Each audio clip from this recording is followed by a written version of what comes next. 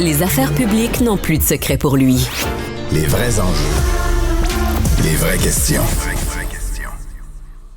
On vous parle maintenant d'automobile parce que c'est probablement le secteur. Là, si vous regardez les actions de la bourse hier qui étaient malmenées avant que les tarifs soient suspendus, c'était GM, c'était Ford, c'était Stellantis. C'est des entreprises qui fonctionnent beaucoup avec des pièces qui passent qui passent la frontière dans certains cas plus qu'une fois. Et le prix des véhicules, on disait, mais ces compagnies-là auraient de la misère à fonctionner, puis le prix des véhicules augmenterait artificiellement parce que si on paye des douanes au passage d'un moteur ou d'une transmission, on donne de l'argent au gouvernement pour le fun, mais le prix final du véhicule va augmenter. Louis-Philippe Dubé, journaliste au Guide de l'Auto, est avec nous. Bonjour Louis-Philippe. Bonjour Mario. Ouais, parce que s'il y a un secteur où c'était la panique, là, c'est vraiment l'automobile avec les tarifs, hein? Ben oui, comme tu l'as dit, hein, c'est 100 milliards de dollars de pièces là, qui s'acheminent vers les États-Unis pour assembler des véhicules neufs. Le Canada, le Mexique surtout. Et puis, on peut avoir un camion qui est assemblé au Michigan, mais qui a un réservoir d'essence fait au Québec, une suspension faite en Ontario, puis un moteur fait au Mexique. Donc, tout ça, ça passe la frontière. Économiquement, ça n'a aucun sens à la fin parce que les chaînes d'approvisionnement en Amérique du Nord sont là depuis des décennies. Ça a pris des décennies à faire. Et puis, on pensait jusqu'à l'an dernier, quand on a mis des tarifs sur les véhicules chinois électriques, on pensait avoir un allié économique là-dedans pour être capable de rivaliser avec les constructeurs en Asie. Mais là, on se fait un peu poignarder dans le dos. Et puis, c'est la panique, comme tu le dis, là.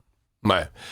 En termes strictement là, pour le prix d'un véhicule, j'ai vu qu'il y a des estimés qui ont été faits là, de combien ça pourrait augmenter la valeur. Puis là, comprenons-nous, là, le véhicule, il n'est pas plus de qualité. Le même véhicule, juste en paiement artificiel de tarifs, ça aurait pu monter le prix de vente là, de combien?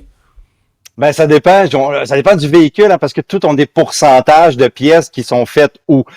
Par exemple, là, on peut parler d'à partir de 3 000 jusqu'à 10 000 peut-être là d'augmentation selon le véhicule, mais oui. Et puis, tu sais, on parle même des véhicules qui sont pas faits aux États-Unis. Hier, je parlais de véhicules qui sont faits au Mexique, par exemple, véhicule électrique comme la Mustang Mach-E, elle est faite au Mexique. Théoriquement, ça serait correct, on pourrait s'en sortir, mais sa batterie, qui est un morceau qui est tellement important dans un véhicule électrique, elle est faite là, en 2020, pour les modèles 2025 aux États-Unis. Donc, on finirait par payer pareil une bonne partie de ces tarifs-là.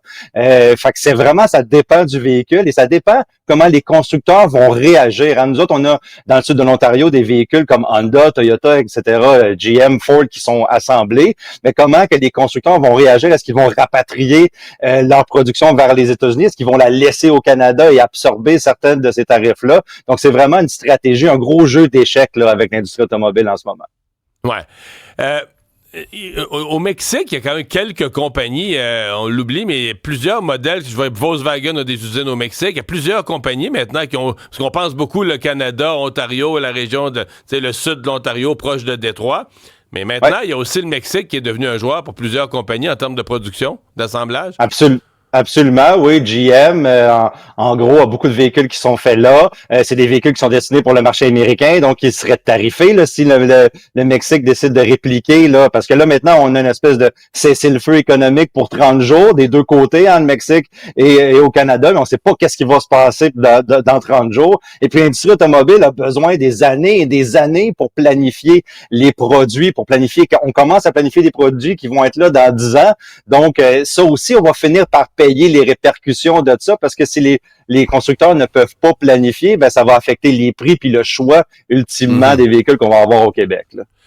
Dans toutes ces histoires de mettre des tarifs, c'est toujours la notion de produit de remplacement ou d'aller vers un autre marché. Exemple, si tu fais de l'aluminium en lingots, tu peux dire, regarde, si les Américains, je vais le vendre aux Européens.